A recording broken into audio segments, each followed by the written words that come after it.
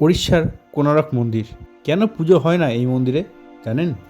রথের আদলে তৈরি মন্দির, কিন্তু সেখানে কোনো ঠাকুর নেই। এত বড় মন্দির, অথচ সেখানে কোনো পুজো হয় না। উত্তর জানলে চমকে যাবেন আপনারা।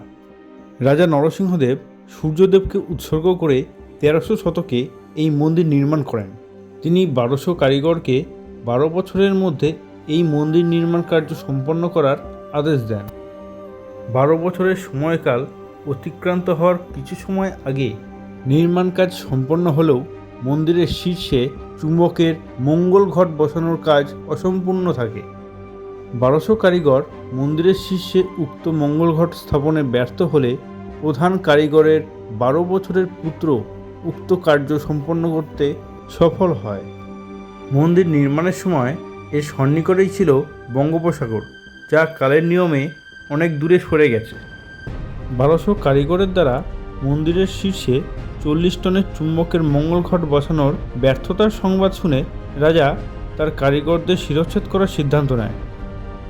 আর এই কারিগরদের বাঁচাতে ১২ বছরের বালক সমুদ্রে ঝাঁপ দিয়ে মৃত্যুবরণ করে। মন্দির নির্মাণ সম্পন্ন হওয়ার আগেই এরকম অশুভ ঘটনা ঘটার কারণে মন্দিরের পুজো বন্ধ হয়। এই রকম অজানা ইনফরমেশন জানার জন্য আমার ইউটিউব চ্যানেলটি সাবস্ক্রাইব করে রাখুন, কিংবা যারা ফেসবুক থেকে দেখছেন পেজটিকে ফলো করে রাখুন।